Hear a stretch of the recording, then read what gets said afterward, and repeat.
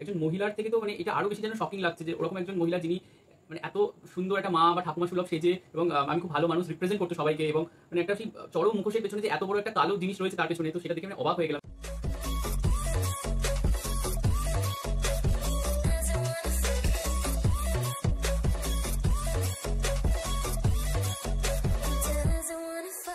Hi guys, welcome to our YouTube channel Bong views. আমি শিলাজিৎ, আমি সুদীপ্তা। আপনারা যারা এখনো পর্যন্ত আমাদের চ্যানেলটা সাবস্ক্রাইব করেননি তারা প্লিজ আমাদের চ্যানেলটা সাবস্ক্রাইব করে নেবেন আর নোটিফিকেশন বেল অন করে নেবেন পরবর্তী ভিডিওগুলোর জন্য নোটিফিকেশন পেতে। আর যারা আমাদের চ্যানেলটা সাবস্ক্রাইব করেছেন তাদেরকে অসংখ্য ধন্যবাদ। আর যদি ফেসবুক পেজে দেখে থাকেন তাহলে পেজটা অবশ্যই ফলো করবেন, আর পছন্দ হলে অবশ্যই ভিডিওগুলোকে লাইকও করবেন। আমরা আজকে নিয়ে চলে এসেছি একটি বহু রিকোয়েস্টেড ভিডিও। তো এই ভিডিওটা পার্টিকুলারলি আপনারা প্রচন্ড বেশি রিকোয়েস্ট করেছিলেন, বাট কোথাও গিয়ে বিভিন্ন ভিডিও চাপে পড়ে এটা করা হয়নি। তো ফাইনালি আজকে আমরা নিয়ে এসেছি, যার টাইটেল হচ্ছে 14 বছর পর মুখ খুলেছেন বীর মুক্তিযোদ্ধা মেজর বজলুল হুদার পরিবার। তো চলুন আগে দেখে নিই ভিডিওটা। চ্যানেল নেম হচ্ছে ইলিয়াস হোসেন। তো এই ইলিয়াস হোসেনের চ্যানেল থেকে আমরা এর আগেও ভিডিও দিয়েছি এবং আপনারা যথেষ্টই মানে বেশি রিকমেন্ড করেন যে এটা চ্যানেল থেকে যাতে আমরা ভিডিও আনি। তো আজকে আমরা তার চ্যানেল থেকে এনেছি, তো আশা করছি অথেন্টিকই হবে। তো চলুন সবাই মিলে দেখে নিই ভিডিওটা। আর ভিডিওটা যদি কপিরাইট ক্লেমের জন্য ব্লক হয়েছে তাহলে সম্পূর্ণ ভিডিওটা আপনারা আমাদের ফেসবুক বা ইনস্টাগ্রাম পেজে পেয়ে যাবেন। আর ফেসবুক বা ইনস্টাগ্রাম পেজের লিংক আপনারা আমাদের ডেসক্রিপশন বক্সে ফার্স্ট পিন কমেন্ট থেকে পেয়ে যাবেন। তাহলে চলুন সবাই মিলে ভিডিও দেখা শুরু করি।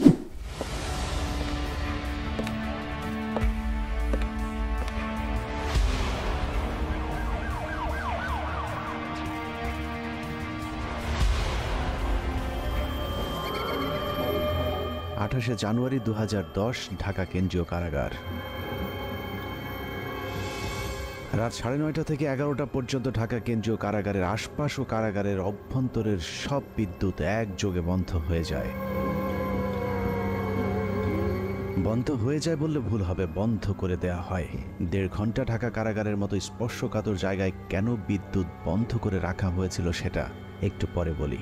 আগে বিদ্যুৎ আবার ফিরে আসার পর কারাগারের অবস্থা কেমন ছিল সেটা বর্ণনা করা যাক।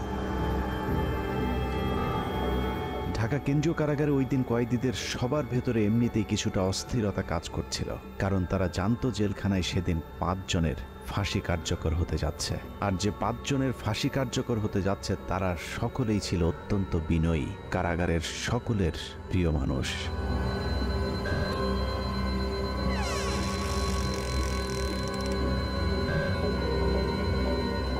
রাত 12:01 colonel Farooq Rahman, major AK Mohiuddin Ahmed artillery, Mohiuddin lancer ও সুলতান শাহরিয়ার রশিদ খানকে ফাঁসিতে ঝুলিয়ে হত্যা করা হয়। 4 জনকে ফাঁসি দেওয়া হলেও লাশের সংখ্যা ছিল মোট 5টি। ফাঁসি কার্যকরের পরদিন যথারীতি 5টি লাশ পাঠানো হয় যার যার গ্রামের বাড়িতে, কিন্তু একটি লাশের ক্ষেত্রে বিশেষ নিরাপত্তা ব্যবস্থা রাখা হয়েছিল, আর সেটাই হলো চুয়াডাঙ্গার সূর্য সন্তান মেজর বজলুল হুদার। মেজর বজলুল হুদার বাড়ি চুয়াডাঙ্গার হাটবোয়ালিয়া গ্রামে। সেদিন র্যাব পুলিশের উপস্থিতি দেখে মনে হয়েছে আইন শৃঙ্খলা বাহিনী বোধহয় চুয়াডাঙ্গাবাসীর বিরুদ্ধে যুদ্ধের প্রস্তুতি নিচ্ছে। যুদ্ধের এই আয়োজন ছিল মূলত মেজর বজলুল হুদার মরদেহ যেন কেউ দেখতে না পারে সেটা নিশ্চিত করা। লাশ কেন দেখতে দেয়া যাবে না সেটা জানতে আমরা হাটবোয়ালিয়া গ্রামের মানুষের বক্তব্য শুনতে চেয়েছিলাম। বজলুল ভাইয়ের নাশ আসার সময় আমি আমার পটে যাবো, এর মধ্যে পুলিশি টল, শুধু টল পুলিশি যারা মসজিদে এমন ভাই আসা যায় না। তারপরে কিছুক্ষণ পরে শুনলাম ভাইয়ের নাশ আসছে ভোরের দিকে। প্রশাসনের লোক ছিল, ওনার লাশটা প্রথমে হাটবলে কেন্দ্রে হয়, প্রচুর লোক। এই অবস্থায় বাড়ির ভেতরে ঢুকতে দিয়েছিল না। আমার জানাজাত লাশটা ধোয়ানোর কথা, কিন্তু পুলিশের বাধার কারণে আমি লাশটা ধোয়াতে পারিনি। লাশ আসার পরে তার প্রশাসনের লোক যারা আসছিল লাশ নিয়ে, তারা যেখানে টাইম দিয়েছে তাকে দাফন করতে হবে। সে দেশের মানুষের জন্যই মনে করেন সবসময় ছিল, দেশের মানুষের পাশে থাকতো সবসময়। চুয়াডাঙ্গার মানুষের কাছে মেজর বজলুল হুদা ছিলেন এক আদর্শের প্রতীক, যে কারণে আইন শৃঙ্খলা বাহিনীর ব্যাপক উপস্থিতি আর জোর জবরদস্তির পরেও প্রিয় মানুষটিকে শেষবারের মতো একটু দেখতে চাওয়া মানুষের ঢল ছিল চোখে পড়বার মতো। আইন শৃঙ্খলা বাহিনীর নির্দেশনা ছিল 5 মিনিটের মধ্যে মেজর বজলুল হুদাকে দাফন করতে হবে, কিন্তু জনরোষের মুখে আইন শৃঙ্খলা বাহিনী পিছু হাঁটতে বাধ্য হয়। প্রিয় মুখটাকে গোসল না দিয়ে কিছুতেই চুয়াডাঙ্গার মানুষ তার দাফন করাতে চাননি। বাধ্য হয়ে প্রশাসন তাদেরকে আধা ঘন্টা সময় বেঁধে দিয়েছিল দাফন করবার জন্যে। 4টা 5টার দিকে আসলো, লোকজন নাই, একেবারে মানে সম্পূর্ণ একেবারে হলো কোনো মানুষজন ঢুকতে দিচ্ছে না। র্যাবের এক কর্মকর্তা আমাকে জিজ্ঞেস করলো কেমন উনি লোক ছিল, তা আমি তখন বললাম যে সে কেমন মানুষ ছিল এটা আপনারা কিছুক্ষণ পরে দেখতে পারবেন। তো বলি যে এত ভালো মানুষ তাহলে এরকম একটা কাজ করলো কেন? তা বলছে যে কাজ করলে এই কারণে সে তো নিজের জন্য করে না, সে তো দেশের জন্য করেছে। যারা 15 আগস্টে ছিল তারা সবই মুক্তিযোদ্ধা, কেউ কোনো পাকিস্তানি ফেরত আর্মি না, সব মুক্তিযোদ্ধা। তারপরে লাশ আসলো, এত পরিমাণ লোক সরকারের নিয়ন্ত্রণে সে লাশ এই এলাকার জনসাধারণ ছিনিয়ে নিল এবং এত পরিমাণ লোক হয়েছে যেটা নজিরবিহীন একটা ঘটনা। পুলিশের আন্ডারে থাকবে না, আমরা আমাদের লাশ আমরা হলো আমাদের আন্ডারে হবে, দাফন হবে। পুলিশের আন্ডারে রাখতে চেয়েছিল কিনা? পুলিশের আন্ডারে তো না, সেগুলো পুলিশের আন্ডারে তো স্বাভাবিক নিয়ম, সেভাবে আমরা হলো সরকারি কাজ আমরা দাফন করি। তো আমরা বললাম যে না, দাফন ওইভাবে না, আমাদের পারিবারিকভাবে বা এলাকার মানুষের হলো দাফন হবে তার পেতে। অতএব তারা তখন হলো দিতে বাধ্য হয়েছে। হাজার হাজার মানুষ চলে এসেছে মেজর বজলুল হুদাকে এক নজর দেখার জন্যে। হাটবোয়ালিয়া বাজারে এত মানুষ এর আগে হয়তো কখনো কেউ দেখেনি। গোসলের অনুমতি দিচ্ছিল না। এই সময় আলমডাঙ্গা থানার যিনি ওসি ছিলেন উনি খুবই খারাপ আচরণ করছিলেন। আমাদের তারা হুমকি দিচ্ছে হ্যান ত্যান রেয়া পুলিশ আইসে আমাদের বলছে না লাশ তাড়াতাড়ি মাঠে আর প্রশাসন খুব তাড়াতাড়ি করে চাপ দেয়, ধোয়া টোয়া এগুলা বাদ দিয়ে, গোসল টোসল বাদ দিয়ে দাফন করতে হবে এমন পুলিশের নির্দেশ ছিল এবং সাথে ঢাকার থেকে টিমও আসছিল। ওই সময় প্রশাসনের ভূমিকা কেমন? প্রশাসন প্রথমে মার মুখে অবস্থায় ছিল, যখন সাধারণ মানুষ পাবলিক বলল যে ঠিক আছে আমরা লাশ না দেখে আমরা দাফন করব না, তখন লক্ষ লক্ষ মানে সাধারণ মানুষ চারিদিক থেকে আসার পরে তাদের চাপের কারণে তখন লাশ আমাদের কাছে দিতে বাধ্য হয়েছে। এই সময়ের মধ্যে অসংখ্য মানুষ মেজর বজলুল হুদাকে শেষবারের মতো একটু দেখতে ছুটে যান তার গ্রামের বাড়ি হাটবোয়ালিয়াতে। 3 জেলার জনগণের কারণে প্রশাসনের লোক এখানে পিছিয়ে আটকে যায়, তারা এখানে সরে যাওয়ার পর এখানে জনগণের ইচ্ছা মতো তাদের দেখানো হয়েছে। মাটি দেওয়ার চাইছিল, তো এখান থেকে লেট করানো হলো যে একটু পরে লাস্টটা মাটি দেওয়া হোক, এই হিসাবে একটু দেরি করে লাস্ট দেখার পরিপ্রেক্ষিতে আমরা দেখছিলাম। এতটুকু পর্যন্ত ঠিকই ছিল, কিন্তু মেজর বজলুল হুদাকে গোসল করাতে গিয়ে চুয়াডাঙ্গার মানুষ সাক্ষী হয়েছিল নৃশংসতম এক ঘটনার। কাফনের কাপড় সরাতেই দেখা যায় মেজর বজলুল হুদাকে আসলে ফাঁসি দেওয়া হয়নি, তাকে জবাই করে হত্যা করা হয়েছে। মুক্তিযুদ্ধের জেনারেল ওসমানীর পিএস সাবেক সংসদ সদস্য আপনাদের প্রিয় সন্তান প্রশাসনমূলক বিচারের মধ্য দিয়ে হত্যা করা হয়েছে। আমরা এ হত্যার বিচার চাই। ইনশাল্লাহ বাংলার মাটিতে তাকে হত্যার বিচার একদিন হবে হবে। সে ফেরেশতা তুল্য, সে কোনো অপরাধ কারোর সাথে করেনি, মানুষের উপকার করেছে। বলারের কাপড় খুলে দেখি যে এখান থেকে এত দূর, মানে 2 ইঞ্চি না, একদম পুরো মানে ছুরি চালালে যেভাবে হয়, কষাইরা যেভাবে ছুরি চালালে যেভাবে কাটেন ওইভাবে কাটা, সুতা 3-4 পর্ব করে সেটা দিয়ে সেলাই করা, হাতে পায়ে কোথাও পুরো আঘাতের চিহ্ন নাই। এটা জবাই করা, এটা তার ফাঁসি না, কোনো রক গাটা নাই, কিছু নাই। গলায় ছিল একটা টেপটা সরিয়ে দেখলাম হাতটা ঢুকিয়ে গেল, পট সুতো দিয়ে কালো সুতো দেয় তার সেলাই করা অনেক দূরে দূরে, রক্ত টপ টপ টপে পড়তে আসে। তালা কাটা ছিল, এটা আমরা দেখেছি। হালকা দাগ থাকে, গলা তো কানা কাটা তো গলা সেলাই থাকে না। কবরস্থানে যখন মাটি দিছে তখনও কাফনের রক্তে ভিজে গেছে। ফাঁসি দেওয়ার নামে তাকে জবাই করা হয়েছে। লাশটা কি আপনি দেখছিলেন? জি জি, আমি লাশটা দেখেছি, চকচকে দেখেছি। লাশ ওনার গলাটা কাটা ছিল এবং সেইখান থেকে অনবরত রক্তক্ষরণ হচ্ছিল। লাশটা কেমন দেখছিলেন বলেন? লাশটা দেখছি যে এলো তো লাশ জেল কোড অনুযায়ী সেরকম তো হলো জবাই করা হয় না, কিন্তু পুরাপুরি জবাই করেছে, সে হলো একটা হত্যাকাণ্ড। পুরা রক্ত বাড়াচ্ছে।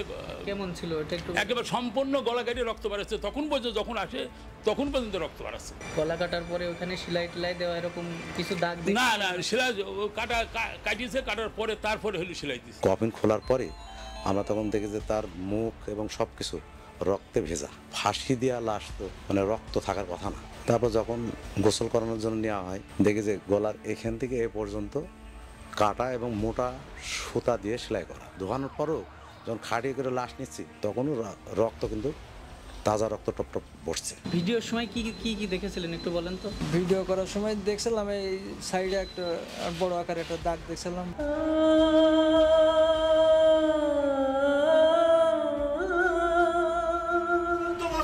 বুকে ব্যথা নিয়ে বেড়াচ্ছে আমার ভাইকে, খুনি সিরিয়াল খুনি শেখ হাসিনা জেলখানায় ঢুকে নিজ হাতে জবাই করে হত্যা করেছিল। আমরা মনে করি যে এটা ফাঁসি দেওয়া হয়নি।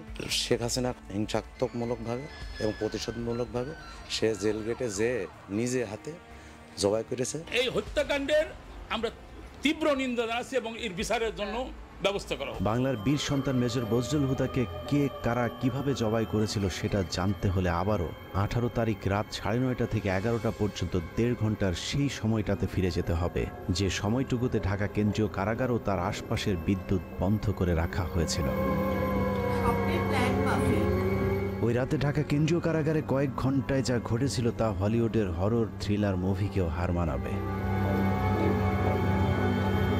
অনুসন্ধানে জানা যায় 2010 সালের 28শে জানুয়ারি রাত 9টার পরপরই জেলগেটের ভেতরে মোট 2টি কালো গ্লাসের গাড়ি প্রবেশ করে। ওই গাড়ির একটিতে এসএসএফ এর সদস্যদের সাথে শেখ হাসিনা এবং অপরটিতে জাহাঙ্গীর কবির নানক, ইসমাইল হোসেন সম্রাট, তৎকালীন ঢাকা বিশ্ববিদ্যালয়ের ছাত্রলীগের দুর্ধর্ষ ক্যাডার সিদ্দিক নাজমুল আলম ছিলেন। ধারণা করা হচ্ছে ওই রাতের অপারেশনের পুরস্কার হিসেবে পরের বছর 2011 সালে ছাত্রলীগের কেন্দ্রীয় সাধারণ সম্পাদকের পদে বসানো হয় নাজমুলকে। এছাড়া সম্রাট ও নানকদেরকেও দেয়া হয় গুরুত্বপূর্ণ দায়িত্ব। এর বাইরে ওই গাড়িতে ভয়ঙ্কর কুৎসিত দেখতে বড় গোফওয়ালা একজন মানুষ ছিল, যার নাম পরিচয় আমাদেরকে কেউ নিশ্চিত করে বলতে পারেনি। ডিএমপি কমিশনার একেএম শহীদুল হক সাহেব ছিলেন, স্বরাষ্ট্র সচিব যে আব্দুল সালাম সাহেব ছিলেন, কারা মহাপরিদর্শক যে ব্রিগেডিয়ার জেনারেল আশরাফুল ইসলাম খান উনিও ছিলেন, আর সম্ভবত ঢাকার ডিসি ছিলেন উনি জিল্লুর রহমান, ঢাকা জেলার ম্যাজিস্ট্রেট অমিতাভ সরকার উনিও ছিলেন ওইখানে, আরো বেশ কিছু লোকজন ছিল। গোয়েন্দা সংস্থার সাবেক কর্মকর্তা জানান ওই রাতে মোট 2টি ফাঁসির মঞ্চ তৈরি করা হয়েছিল। এই 2টি ফাঁসির মঞ্চে দুজন করে মোট 4 জনকে ফাঁসি দেওয়া হয়। দূর থেকে কোন 4 জনকে ফাঁসি দেওয়া হয়েছিল সেটা বোঝা না গেলেও 5ম জনকে ফাঁসি দেয়া তো দূরের কথা, মঞ্চেই তোলা হয়নি। কিন্তু লাশ বের করবার সময় জেলখানা থেকে মোট 5টি লাশবাহী গাড়ি বের হয়েছিল। ফাঁসি থাকে সাধারণত সেই দিন, তো এটা নরমাল প্রসিজিওর। জেলখানায় নিরাপত্তাটা বেশ স্ট্রং থাকে। সেই দিনও যেটা আমাদের বেশ আলোচিত হয় জেলখানায়, ওই ফাঁসির মঞ্চের কাছে যে 4টা লাশ গাড়িতে উঠানো হয়, কিন্তু আরেকটা লাশ ঠিক প্রশাসনিক ভবনের ওখান থেকে নিয়ে গাড়িতে উঠানো হয়। এই ব্যাপারটা একটু অস্বাভাবিক। একই জায়গায় ছিল না। না, এটা তো আসলে 4টা যেটা লাশ প্রথমে উঠানো হলো, এটা তো ফাঁসির মঞ্চের কাছাকাছি, যেটা ন্যাচারাল। ওখানে ফাঁসির পরে ওখান থেকে লাশটা গাড়িতে উঠানো হয়, কিন্তু আরেকটা লাশ যেটা প্রশাসনিক ভবন থেকে বের করা হয়, এটাই হলো, এটার একটা ডিস্টেন্সের ব্যাপার আছে যে এখান থেকে কেন লাশ আসবে এবং কেনই বা এটা গাড়িতে উঠানো, এটাই হলো প্রশ্ন। এই ব্যাপারটা নিয়ে পরের দিন বেশ আলাপ আলোচনা হয় জেলখানার ভিতরেও। ব্যাপারটা একটু অস্বাভাবিক। ওই রাতে শেখ হাসিনার সাথে জেলখানার ভেতরে প্রবেশ করা খুনিরা সোজা চলে যায় প্রশাসনিক ভবনে, আর শেখ হাসিনা পুলিশ, র্যাব এবং স্বরাষ্ট্র মন্ত্রণালয়ের কর্মকর্তাদের সাথে দাঁড়িয়ে থেকে 4 জনের ফাঁসি নিজে প্রত্যক্ষ করেন। ধারণা করা হয় আসলেই তাদেরকে ফাঁসি দেওয়া হচ্ছে কিনা সেটা নিশ্চিত করতেই শেখ হাসিনা সেখানে উপস্থিত ছিলেন। ফাঁসি কার্যকর হবার পরপর শেখ হাসিনাও চলে যান প্রশাসনিক ভবনের ভেতরে। সেখান থেকে রাত 1টার কিছু আগে শেখ হাসিনা ও তার সাথে থাকা খুনিরা সেই একই পাজেরো গাড়িতে করে জেলখানা থেকে বের হন। কারাগারের অন্য আরেকটি সূত্র বজলুল হুদার পরিবারকে জানিয়েছিলেন, সেই রাতে বজলুল হুদাকে কারাগারের প্রশাসনিক ভবনের একটি কক্ষে জবাই করা হয়েছিল, যেখানে শেখ হাসিনা নিজে উপস্থিত ছিলেন এবং বজলুল হুদাকে জবাইয়ের আগে তার বুকের উপর পা চাপা দিয়ে রেখেছিলেন শেখ হাসিনা নিজে। সে রাতে শেখ হাসিনা সহ তার সাথে থাকা সব খুনির গায়ে রক্ত লেগেছিল, কিন্তু সম্রাটের গায়ে সাদা টি শার্ট থাকায় সেটা অনেকের চোখেই পড়েছিল। ওই পরের দিন একটা বিষয় খুব আমাদের দু একজনের নজরে আসে যে প্রধানমন্ত্রী জাহাঙ্গীর কবির নানক, সম্রাট আর নাজমুল যখন প্রশাসনিক ভবন থেকে বাইরে আসে, তখন এই সম্রাটের গায়ে রক্তের দাগ ছিল। দু একজন এটা দেখতে পায়। এখন ব্যাপারটা হয়েছে যে এই ধরনের জিনিসগুলো তো আমরা গ্যারান্টি দিয়ে বলতে পারছি না, কিন্তু তখন যে সময়, ওই সময় যে সমস্ত লোকজন উপস্থিত ছিল, যে এখন তারা সবাই এখন বাংলাদেশে বেশিরভাগই আছেন, পুলিশের প্রশাসনের মধ্যেও আছেন, এই সমস্ত অফিসার বা লোকজন যারা উইটনেস ছিল, যারা সাক্ষী ছিল, তাদেরকে এখন ধরলেই এই জিনিসটা মোটামুটি তদন্তের আওতায় আনা যায় এবং তাদের পরিবার যেটা অভিযোগ করে যে তাকে জবাই করে মারা হয়েছে, এবং এই যে অস্বাভাবিক অ্যাক্টিভিটিস গুলো যেগুলো জেলখানার মধ্যে দেখা গেছিল ফাঁসির সময়, ফাঁসির পরবর্তীতে, এটা পরিষ্কার তদন্তের মাধ্যমে বের করাটা খুবই সহজ। ঘটনার বর্ণনা শুনে অনেকের কাছেই হয়তো অসম্ভব, অবিশ্বাস্য এক গল্পের মতো মনে হচ্ছে। তবে আপনি যদি শেখ হাসিনার ব্যক্তিগত সহকারী মতিউর রহমান রেন্টুর আমার ফাঁসি চাই বইটি পড়ে থাকেন, তাহলে আপনার কাছে শেখ হাসিনার চরিত্রের সাথে আজকের ঘটনাটি হুবহু মিলে যাবে। মতিউর রহমান রেন্টুর তথ্য অনুযায়ী শেখ হাসিনা যেদিন মৃত্যুর খবর শুনতেন সেদিন স্বাভাবিক দিনের চেয়ে অনেক বেশি খেতেন। এই ঘর থেকে ওই ঘরে দৌড়ে পৈশাচিক এক উল্লাস করতেন তিনি। জাহানারা ইমাম যেদিন মারা যায় সেদিন শেখ হাসিনা বিছানার উপরে উঠে দু হাত দিয়ে কাপড়ের দু মাথা ধরে নাচছিলেন, কারণ তিনি জাহানারা ইমামকে তার প্রতিদ্বন্দ্বী মনে করতেন। এক কথায় শেখ হাসিনা একজন নরপিশাচ, রক্তপিপাসু, মানসিক বিকারগ্রস্ত একজন উম্মাদ, যে কারণে একজন মানুষ যার আর কয়েক ঘন্টা পরে ফাঁসি কার্যকর হবে তাকেও নৃশংসভাবে জবাই করে হত্যা করবার কথা চিন্তা করতে পারে। একটু চোখ বন্ধ করে ভেবে দেখুন কত নৃশংস নরপিশাচের হাত থেকে আল্লাহ আমাদেরকে বাঁচিয়ে দিয়েছেন। শেখ হাসিনা নাই, শেখ হাসিনা চলে গেছে, শেখ হাসিনা পালায় না। যাই হোক, 15 আগস্টের বীর মুক্তিযোদ্ধা মেজর বজলুল হুদাদেরকে আমরা সম্মান দিতে পারিনি, যে কারণে আজ আবারও শেখ মুজিবের প্রেতাত্মা আমাদের উপর চেপে বসেছিল।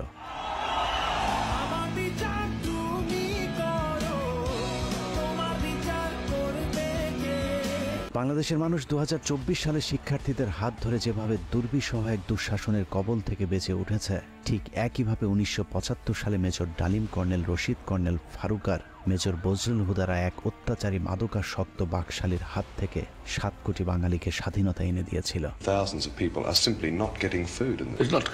শেখ হাসিনার দুঃশাসন আমরা চোখে দেখেছি, কিন্তু শেখ মুজিবেরটা আমাদের থেকে আড়াল করে রাখা হয়েছে বলেই আমাদেরকে এখনো তাকে বিতর্কের ঊর্ধ্বে রাখার কথা শুনতে হয়। কিন্তু বাস্তবে শেখ মুজিব তার পরিবার আর দলের লোকজন ছাড়া অন্য সবাইকে তার কৃতদাসে পরিণত করেছিল।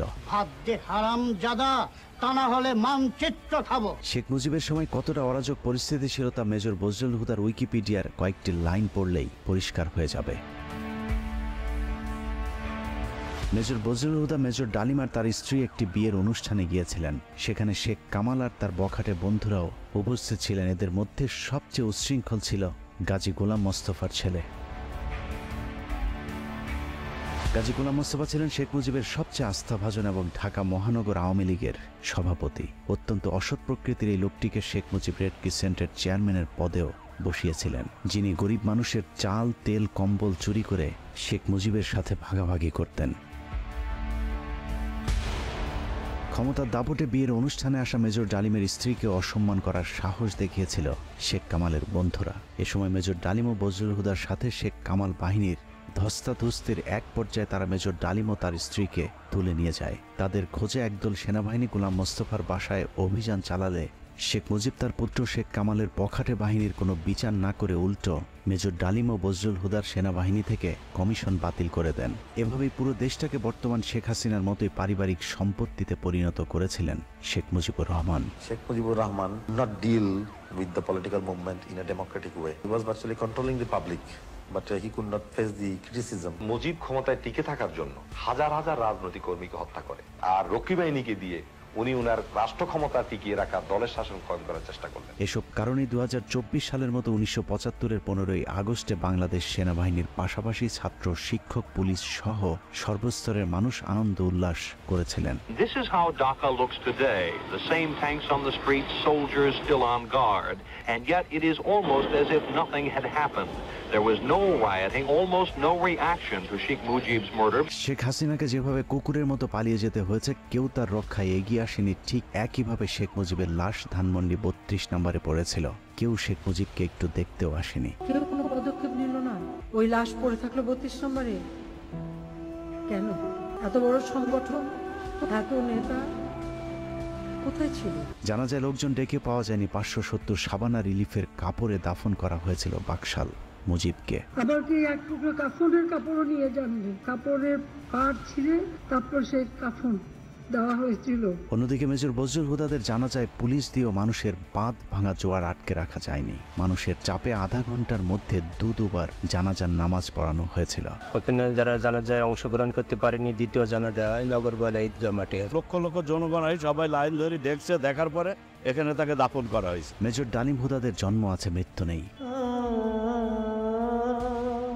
মরণের মধ্য দিয়ে তারা অমর হয়ে আজীবন বেঁচে থাকবে এদেশের মানুষের হৃদয়ে। ভাইয়ের কথা বলে শেষ করতে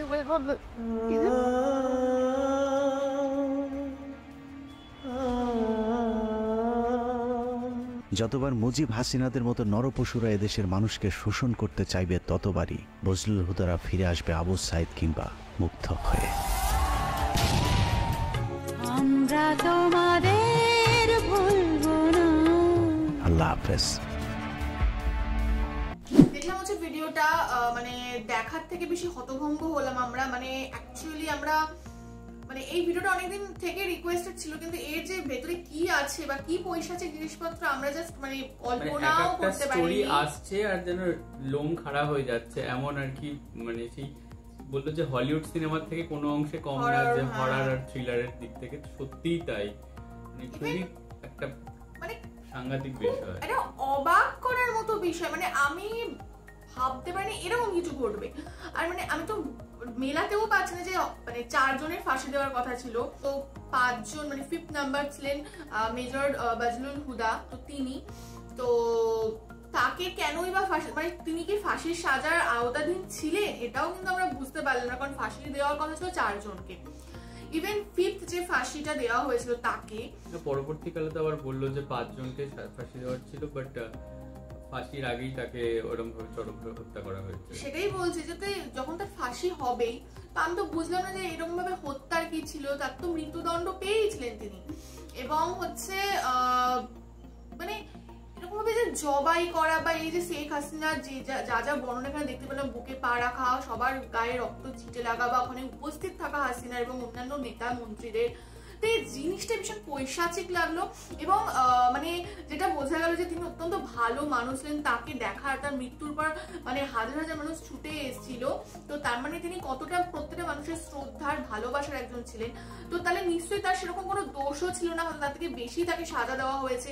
তো আপনারা পুরোটাই ডিটেলসে জানাবেন যে তারকে মানে জেলে ভরাই বা কেন হয়েছিল, তার মৃত্যুদণ্ডই বা কেন হয়েছিল। টাইটেলে যেমন লেখা রয়েছে মুক্তিযোদ্ধা, তো মুক্তিযোদ্ধা হলে তো সেটা কোথাও গিয়ে মানে আওয়ামী লীগের সাথে সম্পর্কিত, এবং আমরা জানি যে মুক্তিযোদ্ধাদের আওয়ামী লীগ সরকার সবসময় আর কি ফেসিলিটিস বা মানে সবকিছু দিয়ে এসছে। তো সেদিক থেকে দেখতে গেলে তাহলে এই ব্যাপারটা কিরকম হয়ে যাচ্ছে, যেটা আপনারা একটু ডিটেলসে জানাবেন। আর যে জিনিসটা ঘটেছিল সেটা চরম পৈশাচিক একটা ব্যাপার, এবং সেখানে দাঁড়িয়ে একজন মহিলার থেকে তো মানে এটা আরো বেশি যেন শকিং লাগছে যে ওরকম একজন মহিলা যিনি মানে এত সুন্দর একটা মা বা ঠাকুমা সুলভ সেজে, এবং আমি খুব ভালো মানুষ রিপ্রেজেন্ট করতো সবাইকে, এবং মানে একটা সেই চরম মুখোশের পেছনে যে এত বড় একটা কালো জিনিস রয়েছে তার পেছনে, তো সেটা দেখে মানে অবাক হয়ে গেলাম। এবং মানে আমরা ভাবতেও পারি না, কল্পনার বাইরে যে একটা মানুষের প্রতি কতটা আক্রোশ থাকলে তার মৃত্যুদণ্ডের আগেও তার বুকে পা তুললে তাকে এরকম ভাবে হত্যা করা যেতে পারে। জবাই করা মানে ইভেন ওটা সচক্ষে দেখা, মানে দাঁড়িয়ে ওটা দেখা। ইভেন তাছাড়াও হাসিনা যে বর্ণনা পেলাম যে মৃত্যুদণ্ডের পর তিনি যেভাবে সেলিব্রেট করতেন বা হোয়াটএভার যা যা করতেন, মানে এটা খুব মানে অদ্ভুত লাগলো বিষয়টা। মানে আমরা বোধহয় কোনো দোষীর সাজা পাওয়ার পরেও বোধহয় একটু হলেও মানুষরা দুঃখিত হয় বা সেখানে যারা প্রেজেন্ট থাকে, কারণ একটা প্রাণ চলে গেল এক্স্যাক্টলি। এবং এখানে তো তিনি সেলিব্রেশন করতেন রীতিমতো, এবং কোথাও গিয়ে তো একজন মানে মেয়ের জাত, তো কোথাও গিয়ে আমার মনে হয় যে মেয়েদের ইমোশনস বা সিম্প্যাথি এই সমস্ত অনেক বেশি থাকে, কিন্তু এখানে তো পুরো অদ্ভুত বিষয় দেখছি। মানে ভাবতেও পারি না যে একটা মানুষ মানে ইয়াং অবস্থায় রয়েছে, যে তার রক্ত গরম, তার আক্রোশ, এই বিষয়টাও নয়, তিনি একদম বার্ধক্য পর্যায়ে পৌঁছেছেন। সেইখানে দাঁড়িয়ে তার এই ধরনের বিহেভিয়ার যদি থাকতে পারে, তাহলে যে তিনি কি সাংঘাতিক মহিলা ছিলেন এবং কি সাংঘাতিক প্রধানমন্ত্রী ছিলেন। মানে আপনারা বলেন, মানে এখন যেন মনে হচ্ছে যে সত্যি মানে এই জিনিসগুলো যখন বেরিয়ে আসছে আরো অবাক হচ্ছে। মানে এরকম তার মানে এতগুলো বছরে কত কিছুই দাফন আর এটা আমরা একটা জানতে পারলাম, এরকম আরো কত ঘটেছে সেটাই আর কি আমরা জানি না, যে অনেক কিছু তো জানা যাচ্ছেও না। তো ইভেন ইনি হয়তো তো ফেমাস মানুষ ছিলেন বলে এনারটা আমরা জানতে পারি, এরকম হয়তো অনেক মানুষ কত রকম ভাবে হয়তো যন্ত্রণা সহ্য করতে সেগুলো আমরা জানিও না। তো মানে ব্যাপারটা ভীষণই একটা ঘৃণ্য ব্যাপার, একটা খুবই নিম্ন রুচি সম্পন্ন একটা পৈশাচিক ব্যাপার এবং অত্যন্ত জঘন্য এবং মানে কুৎসিত একটা ব্যাপার। তার সাথে আর একটা জিনিস অবাক করার মতো বিষয় লাগলো যে তিনি আবার যারা এই সমস্ত কাজে ইনভলভ থাকতেন তাদেরকে আবার পুরস্কৃত করে প্রমোশন দিতেন। মানে কতটা পরিমাণে হিপোক্রিসি বা কতটা পরিমাণে হিপোক্রিসিও না মানে নোংরামো এটাকে জাস্ট বলে। যাই হোক মানে খুবই মানে বিরক্তিকর এই ব্যাপারটা। আমরা সেই বলি না শয়তান, তো অ্যাকচুয়ালি মানে তার যেন বিশেষণ হিসেবে তাকে এই বিষয়টা লাগানো যেতে পারে একদম। এবং মানে আমার সত্যি মানে এটা মনে হচ্ছে যে বাংলাদেশ তার মানে এই এতগুলো বছর ধরে কি সহ্য করেছে। মানে আমরা শেখ মুজিবের কথাও জানলাম যে তিনিও এরকমই স্বৈরতান্ত্রিক একজন মানুষ ছিলেন, তিনি তার পাওয়ারের জন্য তিনি সবকিছু করতে পারতেন। হাসিনাকেও আমরা সেটাই দেখেছি। এবং আমি এখানে শেখ কালামের আর কি হাসিনার যে দাদা ছিলেন তার সম্পর্কে যে বলা হলো, এটা আমি আগেও শুনেছি যে তিনি অত্যন্ত লম্পট একজন মানে চরিত্রহীন একজন ছেলে ছিলেন এবং তার অনেক ক্রাইমই আর কি তার বাবা প্রধানমন্ত্রী এবং থাকার জন্য সেই বিষয়গুলো ধামাচাপা পড়ে গেছিল। মানে এগুলো তো ঠিক না, মানে তিনি বাংলাদেশকে তোকে স্বাধীন করে বাংলাদেশকে নিজের হাতে করে নিয়েছিলেন। তো এবং মানুষকে তিনি তার কেনা ভাবতেন, তো এটাও তো ঠিক নয়। বা এবং এখানে বলা হলো যে তাহলে নিশ্চয় তিনি এতটাই খারাপ ছিলেন যে যাতে তার মৃত্যুর পর কেউ দেখতেও আসেনি বা এইভাবে তার ডেড বডি পড়েছিল এবং সেটা পর আমরা হাসিনার মুখেও দেখতে পেলাম। তো এবং হাসিনাও যখন চলে গেল পুরো দেশ সেলিব্রেশনে সামলো, কারণ এই বাবার চলটাই মেয়ের হাত ধরে কোথাও চলছিল বাংলাদেশে এতদিন ধরে, তো আরো সাংঘাতিক ভাবে চলছিল এবং অনেক কিছু এখনো অজানা, আরো না জানি কত কি ঘটেছে। তবে সত্যিকারের এটাই চাইবো যে এই ধরনের হত্যালীলা যারা চালাতে পারে তাদেরও এরকম ভাবেই হয়তো শাস্তি দেওয়া উচিত। আর হয়তো কোনোভাবে ওই যে মানে তাদের মতো যে একটা মানে অন্য মানুষের মতো সাধারণ মানুষের মতো যে একটা করুণা করা বা যাবজ্জীবন কারাদণ্ড দিয়ে দেওয়া, এই সমস্ত বিষয়গুলো হয়তো তাদের জন্য প্রযোজ্য নয়, তাদের ওই ফাঁসিতেই ঝোলানো উচিত। তো যাই হোক আমরা এখানেই ভিডিওটা শেষ করছি এবং এই যে পুরো ব্যাপারটা বা বিষয়বস্তু আমরা দেখলাম তার তীব্র নিন্দা জানাচ্ছি এবং মানে এই সমস্ত মানুষদের যেন তারা যোগ্য শাস্তিটা পায় এটাই কাম্য এবং পরবর্তীকালে এতে অন্য মানুষরা এগুলো ভাবতেও না পারে, করা তো দূরের কথা। নতুন বাংলাদেশে যেন এই ধরনের আর কোনো সিচুয়েশন না ঘটে আর এরকম যেন স্টোরি আবার পরবর্তীকালে যেন না বেরিয়ে আসে এবং প্রত্যেকটা মানুষ যেন মানে ন্যায় নীতির কি বলবো মেনে সবাই যেন সেই জাস্টিসটা পায় এবং একটা শান্তিপূর্ণ একটা মানে বিনা স্বৈরতন্ত্রের সাথে যেন তারা বাঁচতে পারে, গণতন্ত্রের সাথে যাতে তারা বাঁচতে পারে। যে সাম্যের কথা বলে তারা আর কি সরকারে এসে তো সেই সাম্যটা যেন মেইনটেইন করা হয়। একদমই তাই। তো যাই হোক এখানে আমরা ভিডিওটা শেষ করছি। এই বিষয়ে আপনাদের আরো কোনো বক্তব্য থাকলে বা এরকম আরো ঘটনা আপনাদের জানা থাকলে আপনারা অবশ্যই মেনশন করবেন বা এরকম আরো কোনো ভিডিও তাদের কেন যে মানে ইয়ে দেওয়া হয়েছিল কেন এতটা মানে সেটা অবশ্যই কমেন্ট বক্সে জানাবেন, এটাও আপনারা জানাবেন এবং এরকম আরো যদি বাংলাদেশে কিছু ঘটনা ঘটে থাকে সেরকম আপনারা টপিক অবশ্যই বলবেন, আমরা পরবর্তীকালে বিষয়গুলো নিয়ে আসার চেষ্টা করব এবং আমাদের কন্টেন্ট যদি ভালো লেগে থাকে অবশ্যই লাইক করবেন এবং আমাদের চ্যানেলটাকেও সাবস্ক্রাইব করে যাবেন। সাবস্ক্রাইব বাটনের পাশে কিছু ফেসিলিটিস দেওয়া থাকে, চাইলে আপনারা চেক করতে পারেন। আর আমাদের যে ফেসবুক আর ইনস্টাগ্রাম পেজ রয়েছে সেখানে আপনারা ফলো করতে ভুলবেন না, লিংক ডেসক্রিপশন বক্সে পেয়ে যাবেন। আর আমাদের যে ফেসবুক গ্রুপটা রয়েছে সেখানে আপনারা জয়েন করে আপনারা আপনাদের মনের মতো সমস্ত কিছু পোস্ট করতে পারেন, তার লিংকও ডেসক্রিপশন বক্স চেক করলে পেয়ে যাবেন। আর আমাদের যদি আপনারা পার্সোনালি পছন্দ করে থাকেন আমাকে শিলাজিৎ সুদীপ্তা হিসেবে, তাহলে আমাদের পার্সোনাল ফেসবুক আর ইনস্টাগ্রাম সাইটে ফলো করতে পারেন, লিংক ডেসক্রিপশন বক্সে পেয়ে যাবেন। তো দেখা হচ্ছে পরবর্তী ভিডিওতে, আজ এ পর্যন্তই, টাটা।